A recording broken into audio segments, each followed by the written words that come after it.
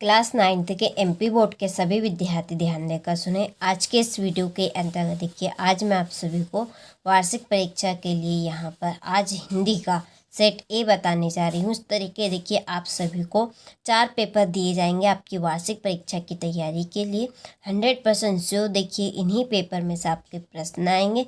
भरोसा रखिए। पीडीएफ हमने सॉल्यूशन के तैयार कर लिए, तो पीडीएफ के लिए आप सभी से वीडियो की जो डिस्क्रिप्शन है उस डिस्क्रिप्शन में आपको नंबर मिलेंगे, आप उन नंबर से कांटेक्ट कर लीजिएगा।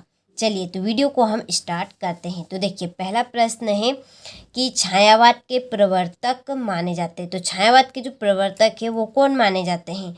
तो इसका आंसर रहेगा आपका छाया जयशंकर प्रसाद। दूसरा है प्रेम वाटिका के रचनाकार है। तो प्रेम वाटिका के रचनाकार कौन है? इसका आंसर रहेगा आपका रस खान। तीसरा है रसात्मक वाक्यम काव्यम परिभाषा किसकी है? तो इसका आंसर रहेगा आपका आचार्य विश्वनाथ। चौथा प्रश्न है कि किस जानवर को कभी क्रोध नहीं आता? तो कौन से जानवर को कभी क्रोध नहीं आता? इसका आंसर रहेगा आपका गधा। पांचवा प्रश्न है माता पिता में समास है। तो देखिए, माता पिता में समास है द्वंद्व समास। छठा प्रश्न है मृत्यु का तरल दूध कौन सा था? तो मृत्यु का तरल दूध आपका तेज प्रवाह से आता पानी। ठीक है, चलिए स्क्रीनशॉट यदि आपने नहीं लिया हो तो आप स्क्रीनशॉट यहाँ से ले लीजिए और देखिए आप सभी अच्छे से इन प्रश्नों को कंप्लीट करें ताकि आप सभी अच्छे अंक प्राप्त कर सके। तो देखिए, रिक्त स्थानों की पूर्ति कीजिए। पहला है सोने का घड़ा शराब से भरा हो तो डेडेडेस निंदा करेंगे। कौन निंदा करेंगे? तो सज्जन करेंगे। दूसरा है महाकाव्य में जीवन का डेडेडेस चित्रण होता है। कैसा चित्रण होता है? विस्तृत यानी कि बड़ा चित्रण होता है। तीसरा है सूर्य का तद्भव शब्द डेडेडेस होगा। तो सूर्य का तद्भव शब्द क्या होगा? सूरज। चौथा है हमारा कुकर नहीं जाएगा तो हम भी नहीं जाएंगे। ठीक है। पांचवा है प्रातः काल दोनों मित्र कांजी होज में बंद कर दिए गए। इसके बाद में दो बेलों की कथा गद्य की डेडेडेस विधा की रचना। इसका आंसर रहेगा आपका कहानी। चलिए, इसके बाद में है अगला प्रश्न। तो देखिए, हमारा अगला प्रश्न है सही जोड़ी बनाइए। तो देखिए, पहली जोड़ी है आपकी पंचवटी। पंचवटी की आपकी जोड़ी रहेगी यहाँ पर खंड काव्य।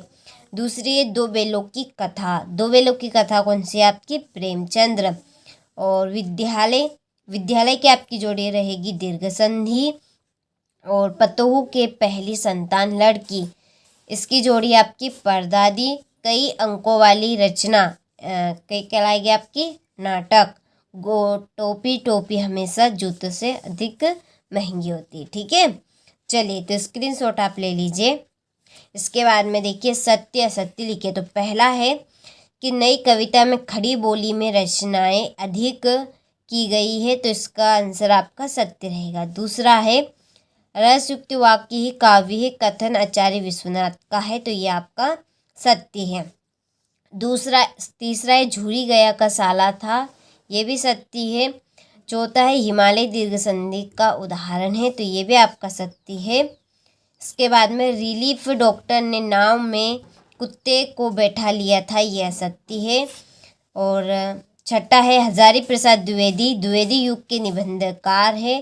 तो ये आपका असत्य है। ठीक है, चलिए तो स्क्रीनशॉट आप ले लीजिए। इसके बाद में देखिए एक वाक्य में उत्तर। तो पहला है कि न खाकर प्राणी क्या बनेगा?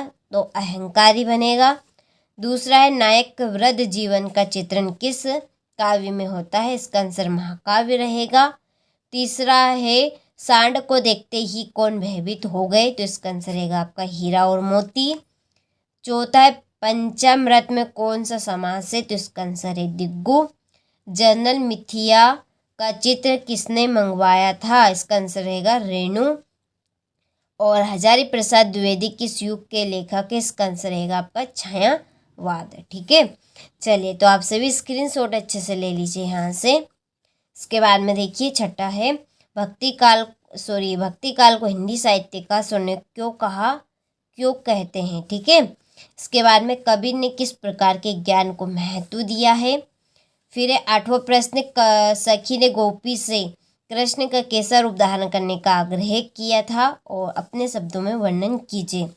9वां प्रश्न, मेघरूपी मेहमान के आने से वातावरण में क्या परिवर्तन हुए। ठीक है, आप सभी इनका सॉल्यूशन लेना चाहते हैं तो हमने पूरे पेपर की देखिए एक PDF तैयार कर ली है सॉल्यूशन की। तो PDF के लिए आप सभी जो नंबर दिए हैं आप उन नंबर से जल्दी से कांटेक्ट कर लें। ठीक है, चलिए तो 10वां प्रश्न, पाठ्य मुक्तक एवं गे मुक्तक में कोई दो अंतर लिखिए। अलंकार की परिभाषा लिखिए तथा उसके भेद बताइए। गद्य के स्वरूप को स्पष्ट करते हुए महत्व बताइए। प्रेमचंद की भाषा से लिखी विशेषता लिखिए। छोटी बच्ची को बेलों के प्रति प्रेम क्यों मढ़ाया। फिर सावले सपनों की यार शीर्षक की सार्थकता पर टिप्पणी लिखिए। संधि किसे कहते हैं उसके भेद उदाहरण सहित बताइए। फिर बाढ़ की सही जानकारी लेने और बाढ़ का रूप देखने के लिए लेखक क्यों उत्सुक था। ठीक है, और क्वेश्चन नंबर 18 में है काव्यांश, इसका संदर्भ प्रसंग और इसका भावार्थ लिखना है।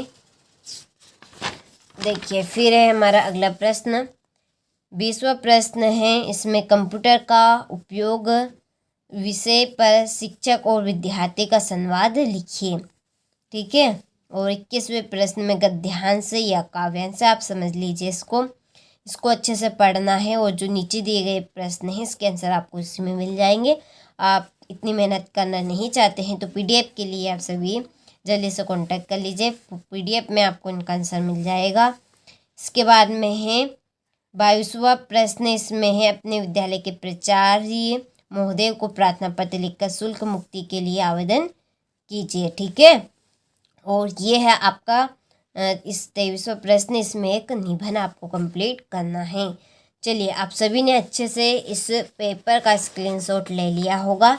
तो देखिए इसके बाद में हम इसका सेट पेपर भी देखेंगे। तो चैनल को पर यदि आप सभी नए हो तो चैनल को सब्सक्राइब कीजिएगा, नोटिफिकेशन ऑन करके रखिएगा और लिंक को आप अपने दोस्तों के साथ ज़रूर शेयर कीजिएगा, वो भी अपनी वार्षिक परीक्षा की तैयारी अच्छे से कर सके और इसका फ़ायदा उठा सके। ठीक है, तो चलिए मिलते हैं आपसे अगले वीडियो में।